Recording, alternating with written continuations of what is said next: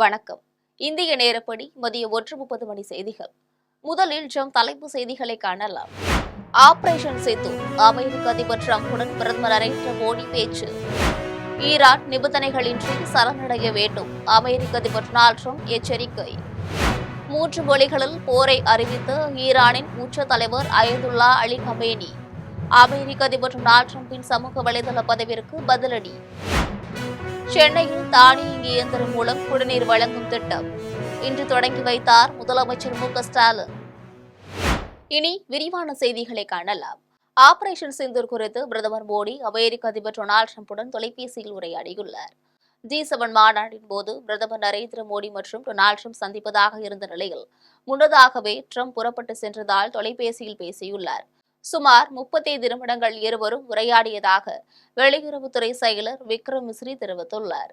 இந்த உரையாடலின் போது ஆபரேஷன் சிந்து நடவடிக்கையின் போது வர்த்தக ரீதியான எந்த மத்தியஸ்தமும் நடைபெறவில்லை என்றும் பாகிஸ்தான் கேட்டுக் கொண்டதாலே மோதல் கைவிடப்பட்டது என அதிபர் டிரம்பிடம் பிரதமர் மோடி தெரிவித்ததாக விக்ரம் மிஸ்ரி கூறியுள்ளார். மேலும் கனடா பயணத்தை முடித்துக் கொண்டு இந்தியா திரும்பியதும் அமெரிக்காவிற்கு வருமாறு பிரதமர் மோடியை டிரம்ப் அழைத்ததாகவும் அதற்கு பல்வேறு அலுவல்களை மேற்கோள் காட்டி வர இயலாது என்பதை பிரதமர் கூறியதாகவும் வெளியுறவு செயலாளர் விக்ரம் மிஸ்ரி கூறினார். தொடர்ந்து குவாட் உச்சி மாநாட்டிற்கு இந்தியாவிற்கு வர டிரம்பிற்கு பிரதமர் மோடி அழைப்பு விடுத்துள்ளார். ஈரான் நிபந்தனையின்றி சரணடைய வேண்டும் என அதிபர் டொனால்டு டிரம்ப் எச்சரிக்கை விடுத்துள்ளார். மத்திய கிழக்கு நாடுகளான இஸ்ரேல் மற்றும் ஈரான் இடையே கடந்த வெள்ளிக்கிழமை தொடங்கிய போரானது 6வது நாளாக தொடர்ந்து நடைபெற்று வருகிறது. இந்நிலையில் ஈரானின் உச்ச தலைவர் என அழைக்கப்படும் அயதுல்லா காமினி எங்கு மறைந்து இருக்கிறார் என்று எங்களுக்கு தெரியும் என டிரம்ப் அவரது சமூக வலைதள பக்கத்தில் பதிவிட்டுள்ளார். அதனைத் தொடர்ந்து ஈரானின் உச்ச தலைவர் எங்களின் எளிதான இலக்கு என்றும் ஆனால் அவரை நாங்கள் கொல்லப் போவதில்லை என்றும் குறிப்பிட்டுள்ளார். ஈரானின் மக்களையும் அமெரிக்க வீரர்களையும் ஏவுகணை கொண்டு தாக்குவதில் எங்களுக்கு ஈடுபாடு இல்லை என்றும் ஆனால் எங்களது பொறுமை குறைந்து வருவதாகவும் டிரம்ப் கூறியுள்ளார். மேலும் ஈரான் நிபந்தனையின்றி சரணடையுமாறு எச்சரிக்கை விடுத்துள்ளார். 3 மொழிகளில் போரை அறிவித்த ஈரானின் உச்ச தலைவர் அயதுல்லா அலி கமேனி மிரட்டல் பதிவு உலக நாடுகளிடையே பெரும் அதிர்வலைகளை ஏற்படுத்தியுள்ளது. ஈரான் இஸ்ரேல் இடையேயான போர் உச்சத்தை எட்டியுள்ளது. இந்நிலையில் யூதர்களின் தேசிய இயக்கத்திற்கு இரங்கல் காட்ட முடியாது என ஈரானின் உச்ச தலைவர் அயதுல்லா அலி கமேனி எச்சரித்துள்ளார். ஷயோனிஸ்டுகளின் பயங்கரவாத பிராந்தியத்திற்கு எதிராக ஈரான் பலத்துடன் இயங்கும் என கூறியுள்ளார். இதே மிரட்டலை ஆங்கிலம் பார்சியில் வெளியிட்ட ஈரானின் உச்ச தலைவர் தற்போது ஹீப்ரு மொழியில் பேசியுள்ளார். அடுத்தடுத்து சில மணி நேரங்களில் 3 மொழிகளில் அவர் விடுத்துள்ள எச்சரிக்கை பதிவால் உலக நாடுகள் அதிர்ச்சியடைந்துள்ளனர். மேலும் பார்சி மொழியில் அவர் வெளியிட்ட எக்ஸ்தல பதிவில் கையில் வாளேந்திய நபர் கோட்டை வாயிலில் இருப்பது போன்ற சித்தரிப்பு படத்தை இணைத்து போர் தொடங்கியது என்று குறிப்பிட்டுள்ளார். முன்னதாக அமெரிக்க அதிபர் டொனால்டு டிரம்ப் தனது ட்ரூத் சமூக வலைதளத்தில் ஈரானின் உச்சபட்ச தலைவர் என்று அழைக்கப்படுபவர் எங்கு மறைந்திருக்கிறார் என்பது தெரியும் என்றும் ஆனால் அவரை கொல்வது எங்கள் நோக்கம் இல்லை என்றும் தெரிவித்திருந்தார். இந்நிலையில் ஈரானின் உச்ச தலைவர் வெளியிட்டுள்ள மிரட்டல் பதிவு பெரும் அதிர்வலைகளை ஏற்படுத்தியுள்ளது. சென்னையில் தானியங்கி இயந்திரம் மூலம் குடிநீர் வழங்கும் திட்டத்தை முதலமைச்சர் மு.க.ஸ்டாலின் தொடங்கி வைத்தார். கட்டணமில்லா குடிநீர் வழங்கும் தானியங்கி இயந்திரங்களின் சேவையை முதலமைச்சர் மு.க.ஸ்டாலின் இன்று தொடங்கி வைத்தார். அதிக அளவில் மக்கள் கூடும் இடங்களில் கட்டணமில்லா குடிநீர் வழங்கும் தானியங்கி இயந்திரங்களின் சேவை மெரினாவில் நடைபெற்ற விழாவில் தொடங்கி வைக்கப்பட்டது. 1 லிட்டர் மற்றும் 150 மில்லி குவளை அளவுகளில் நீரினை பெற்றுக் கொள்ளலாம் என்றும் தொட்டியில் தண்ணீர் தீர்ந்து போனால் குடிநீர் வாரியத்திற்கு IoT தொழில்நுட்பம் மூலம் தகவல் தெரிவிக்கப்பட்டு உடனடியாக தண்ணீர் நிரப்பப்படும். இந்நிலையில் முதல் கட்டமாக 50 இடங்களில் சுத்திகரிக்கப்பட்ட குடிநீர் வழங்கும் தானியங்கி கருவி அமைக்கப்பட்டுள்ளது.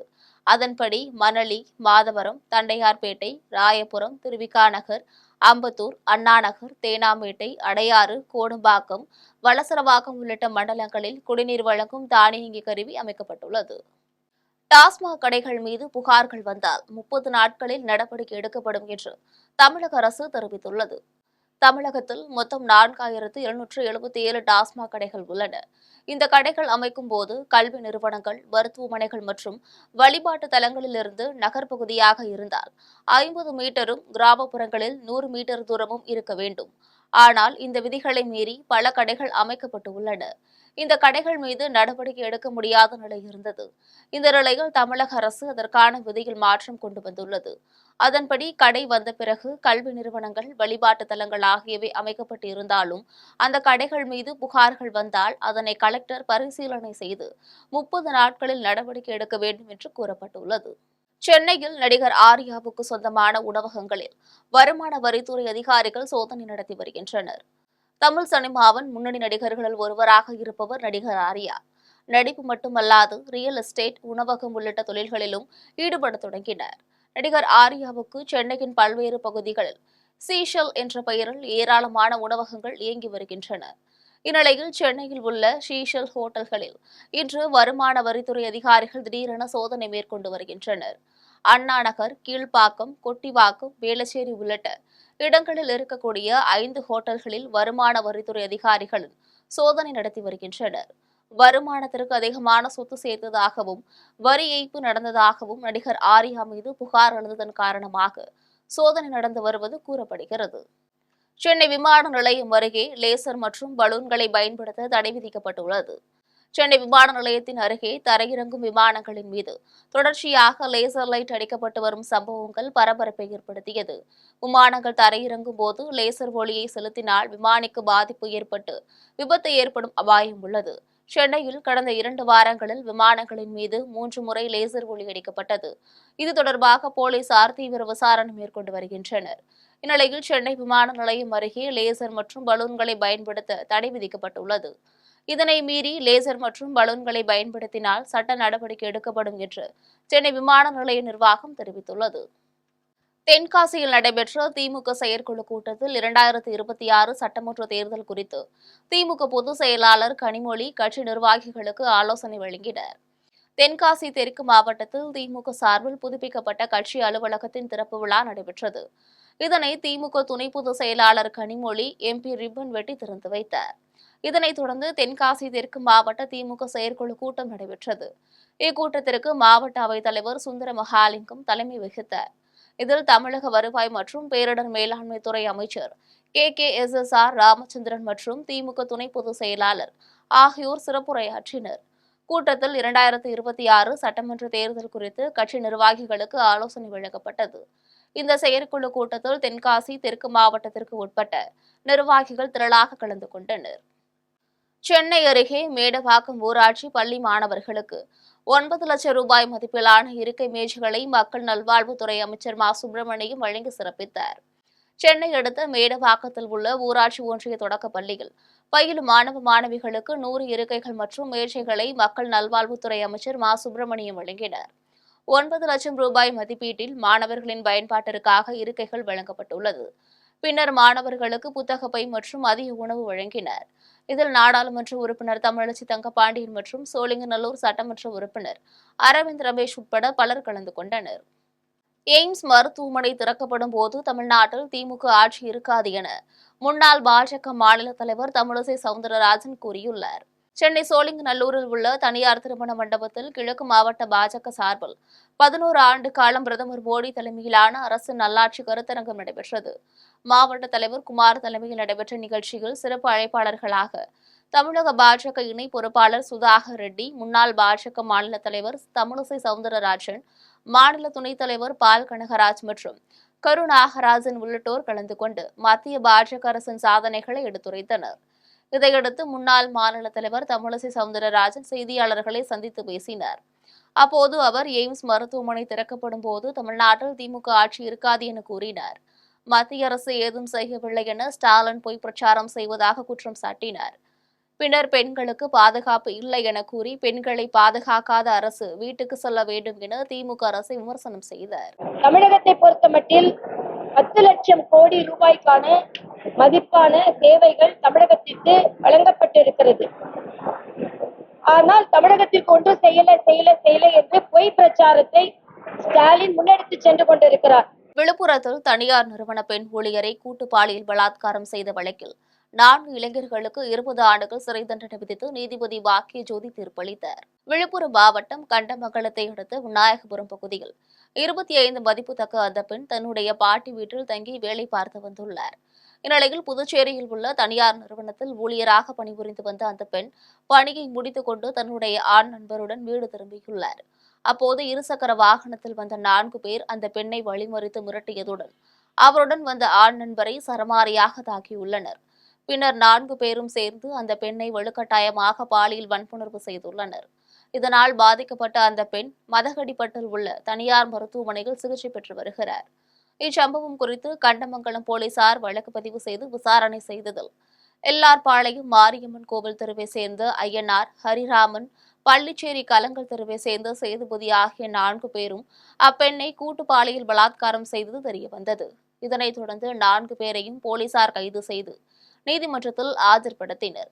இவ்வழக்கை விசாரித்த நீதிபதி பாக்கியஜோதி குற்றம் சாட்டப்பட்ட ஐயனார் உள்ளிட்ட 4 பேருக்கும் 20 ஆண்டுகள் சிறை தண்டனையும் 10,000 அபராதம் விதித்து தீர்ப்பளித்தார். இதையடுத்து தண்டனை விதிக்கப்பட்ட 4 பேரும் கடலூர் மத்திய சிறையில் அடைக்கப்பட்டனர். மாட்டிக்கினார் ஒருத்தர், அவரை காப்பாற்ற வேண்டும் கருத்தர் என அச்சில் ஏற்ற முடியாத வகையில் அதிமுக பொதுச் செயலாளர் எடப்பாடி பழனிசாமி திண்டுக்கல் லியோனி விமர்சனம் செய்துள்ளார். சென்னை பூந்தமல்லி அடுத்த குமரன் சாவடியில் திருவள்ளூர் மாவட்டம் பூந்தமல்லி நகர திமுக சார்பில் நலத்திட்ட உதவிகள் வழங்கும் நிகழ்ச்சி நடைபெற்றது. இதில் தமிழ்நாடு பாடநூல் கழக தலைவர் திண்டுக்கல் லியோனி சிறப்பு விருந்தினராக கலந்து கொண்டு பொதுமக்களுக்கு நலத்திட்ட உதவிகளை வழங்கி சிறப்புரையாற்றினார். அப்போது அவர் ஏற்கனவே பழனியில் முத்தமிழ் முருகன் மாநாட்டை முதல்வர் மு.க.ஸ்டாலின் நடத்தியுள்ளதாக கூறினார். ஆனால் தற்போதுதான் பாஜக சார்பில் முருகன் மாநாடு நடத்த உள்ளதாக தெரிவித்தார். மேலும் அதிமுக பொதுச் செயலாளர் எடப்பாடி பழனிசாமியை குறிப்பிட்டு மாட்டிக்கினார் ஒருத்தர், அவரை காப்பாற்ற வேண்டும் கர்த்தர் என்று திரைப்பட பாடலை பாடி விமர்சனம் செய்துள்ளார். அதனைத் தொடர்ந்து ரோட்டுக்கடை குருமா, பிஜேபி வைக்க போற ஆப்பு கொஞ்சம் பாருமா என அச்சில் ஏற்ற முடியாத வகையில் விமர்சனம் செய்துள்ளார். திட்டத்தாலும் கம்பீரமாக தலை நிமிர்ந்து வேதனை தீர்த்த பிறகு அவர்கள் எங்கள் முதலமைச்சரை அப்பா என்று அழைக்கின்ற ஒரே முதலமைச்சர் நம் தமிழகத்தினுடைய முதலமைச்சர் தளபதி மு.க.ஸ்டாலின் என்ற முதலமைச்சர் தான். அதனால் இன்னைக்கு எடப்பாடி பழனிசாமி அவர்களுக்கு நானே இப்போ ஒரு பாட்டு வந்துச்சு. அந்த பாட்டை எடப்பாடி பழனிசாமிக்காக பாடியிருக்கேன். அதை மட்டும் பாடி என்னுடைய பேச்சை நான் முடிச்சுக்கிறேன். மடிகினார் ஒருத்தர், அவரை காப்பாத்தன கர்த்தர். திருவண்ணாமலை அருகே வேம்புலி அம்மன் ஆலயத்தில் மகா கும்பாபிஷேக விழாவை ஒட்டி பந்தக்கால் நடும் விழா வெகு விமரிசையாக நடைபெற்றது. திருவண்ணாமலை அருகே ஆரணி டவுன் கோட்டை மைதானம் பகுதியில் அமைந்துள்ள பழமை வாய்ந்த ஆலயமான கோட்டை வேம்புலி அம்மன் ஆலயத்தில் அம்மனுக்கு கூழ்வாக்கும் திருவிழாவை ஒட்டி அம்மனுக்கு புஷ்ப பல்லாக்கு வீதி விழா நடைபெறுவது வழக்கம். அதனைத் தொடர்ந்து மகா கும்பாபிஷேக விழா நடைபெறும். இந்நிலையில் திருவிழாவை ஒட்டி பந்தக்கால் நடும் நிகழ்ச்சி வெகு விமரிசையாக நடைபெற்றது.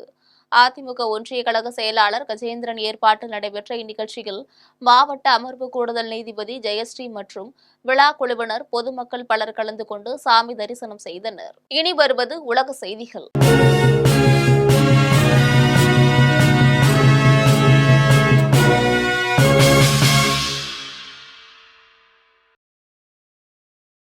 எரிமலை வெடிப்பு காரணமாக இந்தோனேஷியா புறப்பட்ட விமானம் டெல்லியில் தரையிறக்கப்பட்டது. தலைநகர் டெல்லியிலிருந்து இன்று இந்தோனேஷியாவின் பாலி தீவிற்கு ஏர் இந்தியா விமானம் புறப்பட்டது. அந்த விமானத்தில் 100க்கும் மேற்பட்ட பயணிகள் பயணித்தனர். இந்நிலையில் பாலி தீவில் உள்ள எரிமலை வெடித்து சிதறியது. இதனால் பாலி விமான நிலையம் அருகே கரும்புகை சூழ்ந்து காணப்படுகிறது. இதனால் விமானம் தரையிறங்க முடியாத சூழ்நிலை நிலவுகிறது.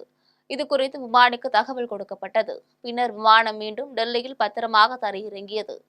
பயணம் தடைப்பட்ட நிலையில் பயணிகளின் டிக்கெட் தொகை திருப்பி வழங்கப்படும் என்று ஏர் இந்தியா தெரிவித்துள்ளது. இனி வருவது விளையாட்டு செய்திகள்.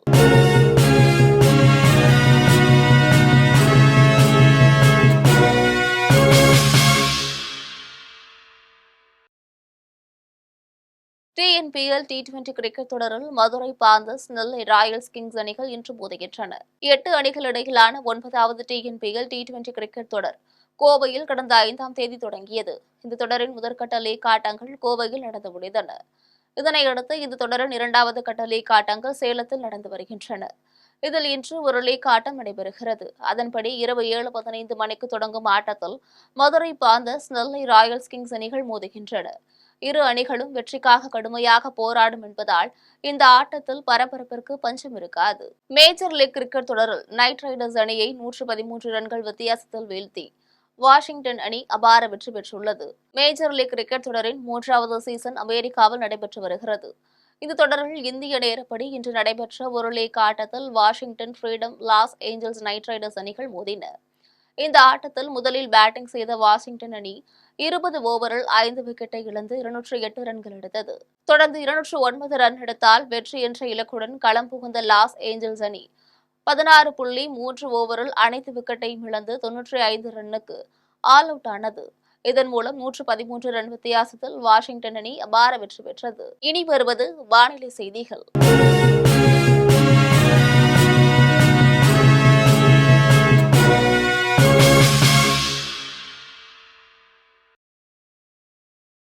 தமிழகத்தில் 3 மாவட்டங்களில் இன்று மழைக்கு வாய்ப்பு உள்ளதாக வானிலை ஆய்வு மையம் தெரிவித்துள்ளது. வடமேற்கு வங்கக்கடல் மற்றும் அதனை ஒட்டிய பகுதிகளில் மேல் நிலவிய வளிமண்டல மேலடுக்கு சுழற்சி காரணமாக தென்மேற்கு வங்கதேசம் மற்றும் அதனை ஒட்டிய மேற்கு வங்காள பகுதிகளில் ஒரு காற்றழுத்த தாழ்வு மண்டலம் உருவாகியுள்ளது.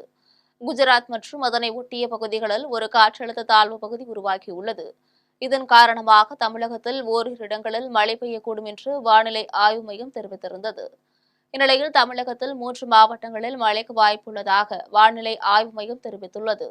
அதன்படி நீலகிரி, கோவை, தென்காசி ஆகிய மாவட்டங்களில் லேசான மழைக்கு வாய்ப்புள்ளதாக தெரிவித்துள்ளது. இனி வருவது தங்கம், வெள்ளி விலை மற்றும் பங்கு சந்தை நிலவரம்.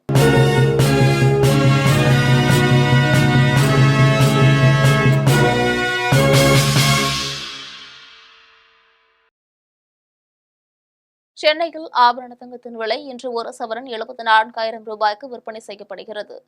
சென்னையில் இன்று ஆபரண தங்கத்தின் விலை கிராமிற்கு 50 ரூபாய் அதிகரித்து 9,250 ரூபாய்க்கு விற்பனை செய்யப்படுகிறது.